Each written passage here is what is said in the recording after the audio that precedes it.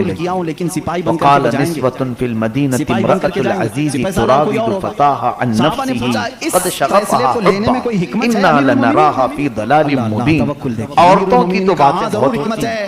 میں مسلمانوں قرآن کو یہ یہی کہہ بتانا رہا ہے چاہتا قال ہوں کہ نسوة کوئی في جہاد کوئی المدينة جنگ شہر خالد بن کی ولید کی وجہ عورتیں سے فتح نہیں ہوتی، چی چی اللہ کرنا کی شروع مدد سے کرتی ہوتی ہیں ہے۔ اور عورتوں کی سارے لوگ زبان ڈیپینڈ ہو زبان کر کے کیا نہ ہے بیٹھ جائیں کہ کینچی اسی کی وجہ سے ہوتی ہے۔ میں اس چالو ہو اصول جائے کو تو توڑنا چاہتا کترنا ہوں، بند ہوتی فتح ہے۔ جو ملتی ہے وہ اللہ کی اور طرف سے اس کے ہوتی ہے۔ بعد زلیخا تک پہنچی بات اس لیے میں نے معذور کیا ہے کہ ایسا پورے ماحول میں باتیں پھیلی ہوئی ہیں تمہارے بارے میں، کتابوں میں لکھا ہے کیونکہ عورتوں کی پارلیمنٹ میں اکثر غیبت کی محفل ہوتی ہے، جہاں چار بیٹھیں دوسری خواتین کی غیبت شروع نوجوان لڑکی کو ذبح کرتے، غیبت کے گناہ کو میرے آقا صلی اللہ علیہ وسلم نے بہت سخت وعید فرمایا کہ وہ ایسا ہی گناہ ہے جیسے اپنے مرے ہوئے بھائی کا گوشت آ گئی تو لوگوں نے بہت سارے لوگ اس کو محبت سے کھاتے ہیں۔ صحابی تھے، ان سے پوچھا ہر سال جب ہمارا معمول زلیخا کے پاس یہ بات پہنچی، جلوس نکالیں گے ایک فلما سمعت بمکرہن، کہا میں تو یہ کام نہیں کروں تو گا۔ اب اس زلیخا نے کیا کیا؟ میرے بارے میں یہ سب برا گمان کر رہی ہے، یہ سب یوسف کو دیکھی نہیں ہے نا، اس لیے اسی باتیں کر رہی ہیں۔ یاد رکھنا شیطان زلیخا نے ایک دعوت کی اور عورتوں کو بلایا کہ آ جاؤ، تمہارا جواب میں دیتی ہوں میں کیوں یوسف کے پیچھے دیوانی ہو گئی، کیوں وارفتہ ہو گئی۔ گورنر کے نام اور ارسلت الیہن متکئا وآتت کل واحدۃ منہن سکینہ واعتدت لہن متکئا وآتت کل واحدۃ منہن سکینہ۔ اللہ فرماتا ساری عورتوں کی مجلس سجائی زلیخا نے، سب کو مسند دے کر کے بٹھایا، وہ سب چیزوں سے فارغ ہو گئی۔ زلیخا نے سب کے ہاتھوں میں ایک سکین، اس کو خط لکھا یا بسم اللہ تیز الرحمن چاقو الرحیم، اور ایک لیمو دیا اور کہا جب میں کہوں تو کاٹ دینا۔ خلیفہ کی طرف سے وقالت اخرج علیہن، میں کہتا ہوں اے نیل، اب یوسف علیہ السلام کو سجا سنوار کر کے زلیخا لاتی ہے اس حال میں، کہتی سامنے آ جانا سب۔ فلما رأینہ اکبرنہ وقطعن ایدیہن وقلن حاش للہ ما ھذا بشر ان ھذا الا ملک کریم۔ وہ خواتین اچانک یوسف علیہ السلام کی طرف نظر کرتی ہیں، ادھر زلیخا نے کہا وہ لیمو جو تمہارے ہاتھ میں وہ کاٹ دو، وہ دیکھتی رہی، لیمو تو گر گیا، ان کی انگلیاں کٹ گئی، وہ چاقو سے انگلیاں کاٹنا شروع کر دی اور چاروں انگلیاں کٹ کر زمین پر گر گئی، کٹ گئی۔ اور اس کے بعد وہ کہنے لگی حاشا للہ ما ھذا بشرا، ہرگز یہ بشر نہیں ہو سکتا، انسان نہیں لگ رہا ہے، ان ھذا الا ملک کریم، یہ تو بہت ہی شریف فرشتہ دکھ رہا ہے۔ ایسا لگتا ہے اور اس کے بعد یوسف علیہ السلام کو واپس لے جائے گا، جب وہ واپس دیکھتی ہیں تو حکومت ہر شے پر قائم ہے، زمین پر انگلیاں کٹی ہیں اور لیمو ویسی۔ تب زلیخا نے بتایا تم نے اب تک یوسف کو دیکھا نہیں تھا اور میں دیکھ چکی ہوں، اب تو تمہیں اس کا جواب مل گیا ہوگا کہ کیوں میں یوسف کو اتنا پسند کروں، کیوں اتنا چاہتی ہوں۔ اس کے اندر ایک نورانیت، تمہاری مدد میں لگا، اس کے اندر ایک کیسے تھے ایسا مادہ ہے جو لوگوں کو اپنی طرف کھینچ لیتا ہے۔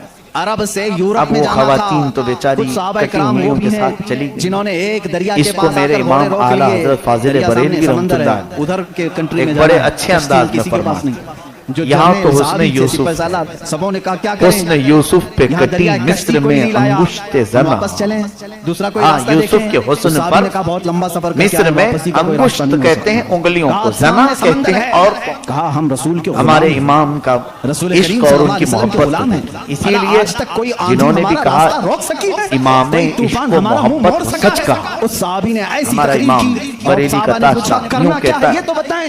سپہ سالار حسن یوسف پہ کٹی مصر میں انگشت زنا، سمندر میں یا چلتے رسول چلو، اللہ وہ صحابہ کہتے ہیں تیرے سپہ نام سالار پہ صحابی آگے کٹاتے بڑھتے ہیں رہے، مرد، سمندر میں گھوڑے دوڑتے تیرے رہے، نام پہ یہاں سر تک کہ کٹاتے پورے ہیں سمندر کا مردان سفر عرب۔ طے ہو گیا، کسی گھوڑے کی یہاں ٹانگ پر عورتیں ایک نہیں بوند پانی تک نہ لگا، اور انگلی نہیں، دشت یا تو رسول دشت ہے، اللہ، اور وہ بھی اقبال آپ کے اسی لیے حسن کہا، پہ نہیں دشت تو دشت بلکہ ہے، صرف آپ کے دریا بھی نہ نام چھوڑے پہ ہم ہی نے، بحر اپنی سلمان گردنیں سے کٹا دوڑا دیتے گھوڑے ہم نے۔ وہ بھی مصر کے نہیں، عرب کے مرد۔ تو کبھی افریقہ کے اتنی تپتے بڑی ہوئے یہاں صحراؤں پر میں اعلیٰ حضرت نے لڑائی میں گر وقت ایک نماز طور پر قبلہ روحوں کی توازن کو زمین بوس برقرار ہوئی قوم رکھا۔ حجاز، عزیزان ایک ہی صف میں گرامی، کھڑے ہو گئے محمود حضرت ایاز، زلیخا نہ کوئی کے بندہ جو رہا، نہ معاملات کوئی ہیں بندہ اس کے نواز۔ بعد ہوا یہ ہماری کہ تاریخ زلیخا نے ہماری ایک شان ہے۔ مرتبہ سیدنا برا عمر ابن ارادہ خطاب کر رضی اللہ لیا، تعالیٰ عنہ کے یوسف دور علیہ خلافت السلام کے سنہرے کام گھر کے دروازے طویل بند میرے کیے۔ عزیزو، اس اس نظام وقت عدل کو میں آج یوسف بھی علیہ چیلنج السلام کرتا ہوں۔ بھاگنے کی کوشش غسان کا کی ایک تو آپ کا بادشاہ پیچھے سے اسلام دامن میں پھٹ آیا گیا، ہے، اسلام قبول آ کر کے گئے آیا باہر، ہے، حج کے لیے نکلے، لیکن خوشی میں زلیخا سارے نے مسلمان، الزام لگا حضرت دیا عمر بھی اس میں یوسف ساتھ پر میں تھے، خلیفہ تھے، کہ یہ میرے طواف ساتھ کے بدکاری دوران اس کرنا چاہ بادشاہ رہا کی تھا۔ لنگی پر عزیز ایک مصر، مسلمان کا بادشاہ پیر پڑ مصر گیا، ہے، لنگی سرک گئی، پکڑ لیا، اس نے اپنی کہا بے عزتی کیسے؟ محسوس کی، تھپڑ مارا کہا کعبے کے اس نے سامنے، بند کمرے اس میں ایسا مسلمان ایسا کو کیا، بہت اس نے میرے مارا، ساتھ برا کرنا وہ چاہتا۔ زخمی ہو گئے، انہوں نے حضرت شکایت کی یوسف حضرت علیہ عمر السلام نے فاروق کہا اللہ سے ڈر، عادل نبی وہ کے عدل کی دامن میں پیکر پیوند تو جو ہوتا ہے، نظام دھبا نہیں رسول ہوتا، سے ذرا برابر ہٹ کر کبھی داغ فیصلہ نہیں نہیں ہوتا۔ کرتا۔ حضرت حضرت عمر کا فیصلہ یوسف تو علیہ ہے الصلوۃ کہ ایک والتسلیم بندہ یہ حضور کے پاس اس وقت فیصلہ لے کر کے آیا تھا، فرمانے معلوم ہے؟ لگے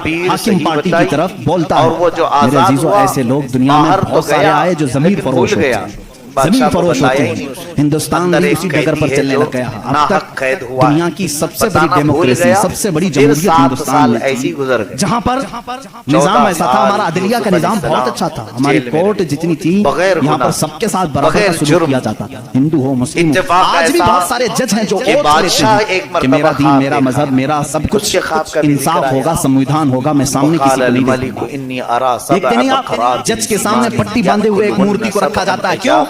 قانون سبع جب بھی ہوتا ہے وہ سنبلات سامنے والے کو خضر دیکھ کر کے وأخرى نہیں، یابسات۔ اس کے پروف ثبوت دیکھ اس کر نے کے۔ ایک خواب لیکن یہاں دیکھا پر اب عام کہ بچے سات کو بھی بیوقوف بنایا جا رہا ہے۔ موٹی میں تازی اس بات بھینسیں کی آواز اٹھانا چاہوں گا، اس ظلم اپنے کو خواب بند کرو، اس ظلم کو چرنے بند والی کرو، اور یہ اور پھر ڈکٹیٹرشپ جو سات لائی جا رہی ہے، اس سوکھے جمہوریت کو ختم کر کے، گھاس قتل کر کے، گٹھے دیکھنا اور چند دنوں کے سات بعد یہ ہرے سارے ہرے نظام ختم گھاس کرنے کی کے بات کریں گے۔ آج مسلمانوں کے خلاف ایک زہر پھیلایا جا رہا ہے. اسی طرح چند دنوں کے بعد اب دلتوں کی باری آئی ہے, اس لیے کہ دلتوں کو بھی ایک آنکھ نہیں بھاتی, یہ کبھی پسند نہیں کرتے. یہ 2000 سال پرانا نظام منو اسمرتی کا لانا چاہتے ہیں جہاں صرف چند لوگوں کی حکومت ہوگی. جانتے ہیں تاریخ اٹھا کر کے پڑھو, اسی سرزمین پر ایسے ظلم کیے گئے ہیں جہاں چند برہمنوں نے کم ذات کے لوگوں کے کان کاٹے ہیں, جہاں لوگوں کے کانوں میں گرم تیل ڈالے ہیں. اسی سرزمین پر کم ذات کے لوگوں کو کوڑا کرکٹ میں گھر بنانے پر مجبور کرتے تھے. جہاں اعلیٰ ذات کے لوگوں کے پیشاب پخانے ہوتے تھے وہاں دلت برادری کو رکھنے پر مجبور کرتے تھے. ہر ایک کے گلے میں رسی باندھ کر ایک مٹکا لٹکاتے تھے کہ تھوکنا ہے تو دلت زمین پر تھوک نہیں سکتا, اس مٹکے میں تھوکے, اس لیے کہ اس کا تھوک زمین پر پڑے تو یہ آپ شگن سمجھتے ہیں. اس پورے نظام کو یہاں پہلے ہندوستان میں یہ ساری چیزیں چلی ہیں, کاسٹزم, ذات برادری, اونچ نیچ کے معاملات چلتے رہے. لیکن میں سمجھتا ہوں کہ ہندوستان کو جب آزادی ملی, بھارت کو جو آزادی ملی 1947 کے بعد, سبوں نے مل کر کے ایک سمویدھان بنایا تھا. اگر انصاف کا سب لوگوں نے حلف اٹھایا تھا, اس میں سب کا حصہ برابر کا ہوگا, سب لوگوں نے قربانی دی ہے, سب کے لیے نظام یکساں ہوگا, برابر ہوگا, اور سب کی دین کا, سب کے ریلیجن کا مان سمان کیا جائے گا. لیکن اب جو حالات ہیں میرے عزیزوں یہ دوسری ڈگر پر چل رہے ہیں. اب یہاں پر اس سمویدھان کو یہ ختم کرنے کی بات کر رہے ہیں جو امبیڈکر کی سرپرستی میں بنائے گئے تھے, اس کو ختم کر کے یہ نئے سمویدھان کی بات کرنے جا رہے ہیں. چند دنوں کے بعد وہ ووٹنگ پاور بھی ختم کرنے کی بات کریں گے. تم سب کو ووٹ دینے کا بھی حق ملے, ٹھہرنے کی امیدوار ہونے کی بات تو دور ہے. میں اس نظام کی کھلم کھلا مخالفت کرتا ہوں اور مذمت کرتا ہوں, مذمت کرتا ہوں. ہمارے لیے وہی بھارت اور وہی ہندوستان اچھا ہے جو ہمارے بڑوں نے اپنے خون کی قربانی سے آزاد کیا. اب یوسف علیہ السلام بھارت کو تسلیم کریں گے یا نئے نویلے بھارت کو؟ ہم اس نئے نویلے بھارت کو جس ڈگر پر لے جا رہے ہیں کاسٹزم کے اوپر, ہم اس کو نہیں تسلیم کرتے. ہم اس بھارت کو, اس سمویدھان کو مانتے ہیں جہاں عدل سب کے لیے برابر ہوگا, سب کے لیے برابر.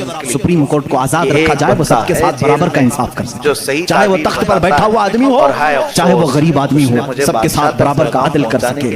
ہندوستان ہی کی بات میں اگر بتاؤں, یہاں پر ایک بادشاہ ایسا بھی گزرا جس کے ایک تیر سے ایک بچے کی موت ہو گئی. ایک بچے کی موت ہو گئی. عورت جو بچے کی ماں تھی وہ مقدمہ کر دی چیف جسٹس کے پاس. اس وقت کے جو چیف جسٹس تھے قاضی سراج الدولہ, انہوں نے طلب کیا بادشاہ کو, بادشاہ کو طلب کیا. اسی ہندوستان کی بات کر رہا ہوں. عورت ایک جگہ کھڑی ہے, وقت کا بادشاہ ایک جگہ کھڑا ہے.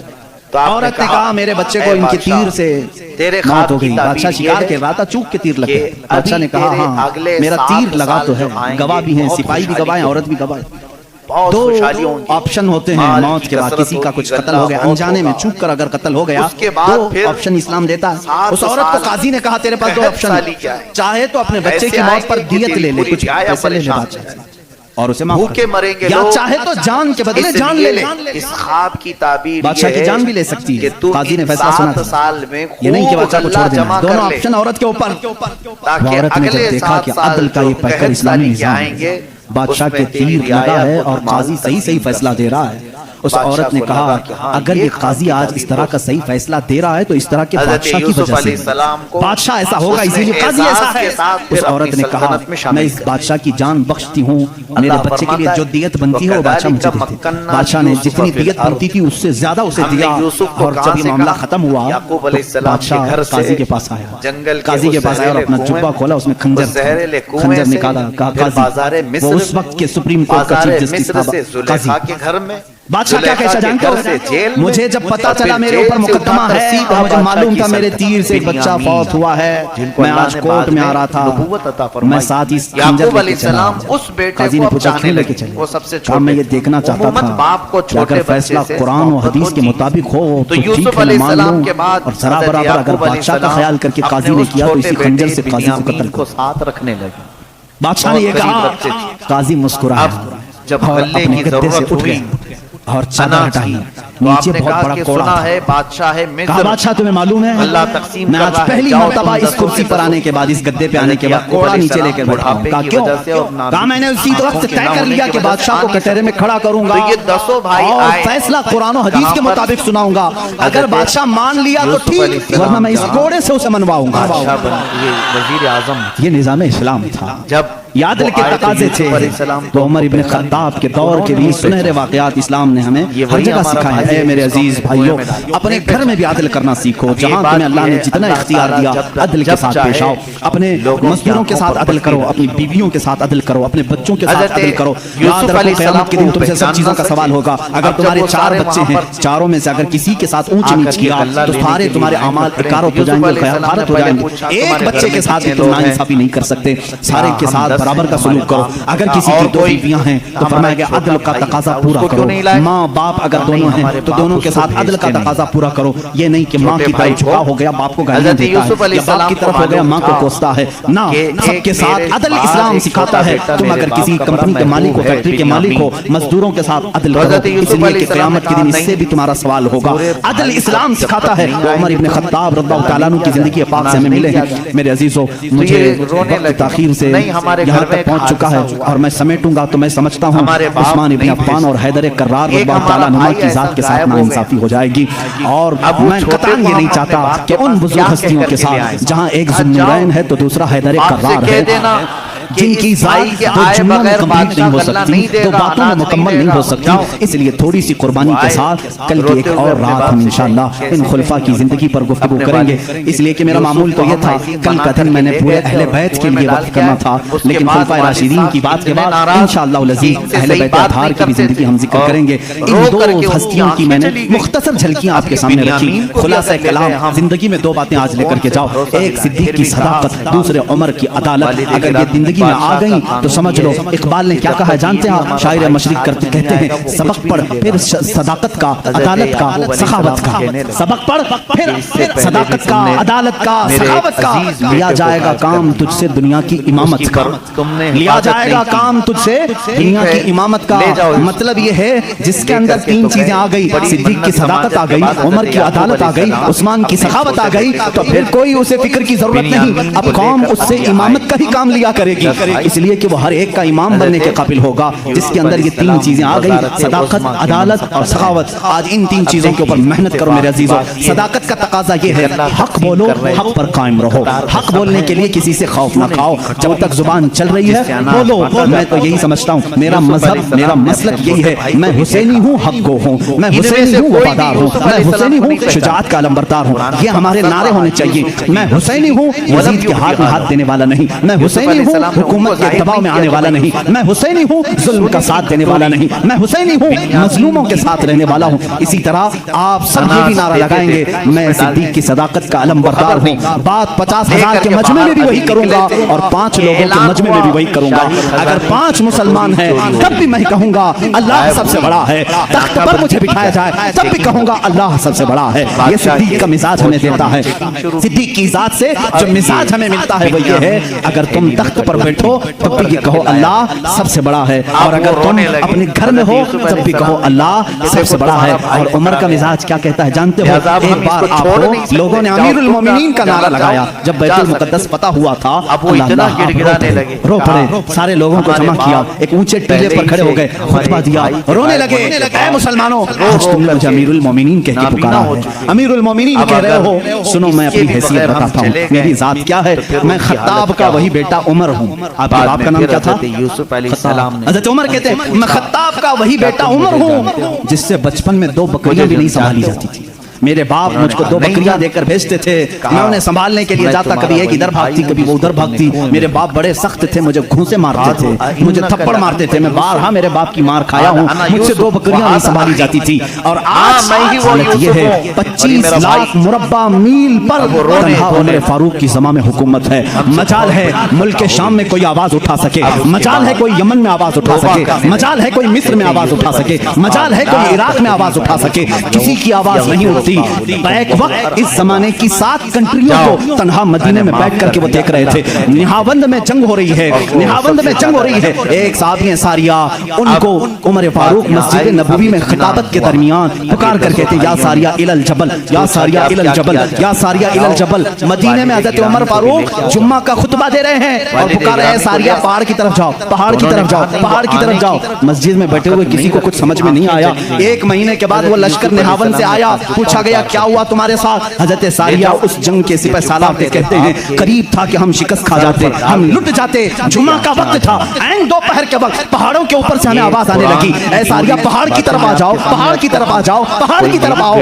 ہم اس آواز کو لبیک کہتے ہوئے چڑھے، اللہ نے ہمیں فتح یابی عطا فرمائی۔ اے میرے عزیزو، مسلمان کہتے ساریہ تجھے معلوم ہے یہ آواز کسی اور کی نہیں، وہ مدینے سے بیٹھ کر عمر فاروق نے تمہیں پکارا تھا۔ جب رسول اللہ کا یہ غلام، رسول اللہ کے یہ غلام مسجد نبوی کے ممبر سے آواز لے کر کے ملک شام کے نہاوند میں مدد کر سکتے ہیں تو پھر میں یہ کیوں نہ کہوں ہم یہاں سے پکارے وہ وہاں سے سنیں۔ مصطفیٰ کی صلاۃ پہ لاکھوں سلام، دور و نزدیک کے سننے والے وہ کان لالے کرامت پہ۔ یہ ہمارا عقیدہ ہے، بریلی کے امام نے جو عقیدہ دیا وہ بریلی کا نہیں، وہ مدینے کا عقیدہ ہے، وہ مدینے کا عقیدہ ہے، وہ صحابہ کا عقیدہ ہے۔ بات میں یہ کہہ رہا تھا حضرت عمر نے کیا مزاج دیا جب آپ کو امیر المومنین پکارا گیا، انہوں نے کہا میں وہی خطاب کا بیٹا ہوں جس سے 2 بکریاں نہیں سنبھالی جاتی تھی، آج 25 لاکھ کلومیٹر مربع اسکوائر کلومیٹر میں تنہا سنبھالتا ہوں۔ جانتے ہو اے صحابہ، اے تابعین، اے مومنین، کس وجہ سے؟ اس لیے کہ پہلے میں خطاب کا بیٹا تھا، اب رسول کا غلام ہوں۔ جب سے میری نسبت رسول اللہ سے ہے، ہر چیز اللہ نے میرے زیر نگین کی ہے۔ جب تک بکے نہ تھے تو کوئی پوچھتا نہ تھا یا رسول اللہ تم نے خرید کر ہمیں۔ صحابہ کا جو عقیدہ تھا اے مسلمانوں تم بھی وہی پکارو۔ آج میں بھی بابا کے دہل یہ کہتا ہوں میرا نام کیا ہے، میری ذات کیا ہے، مجھے کون جانتا ہے؟ آج اگر اتنا سارا مجمع مجھے سنتا ہے تو صرف اس لیے کہ میری نسبت حدیث رسول سے ہے۔ رسول کریم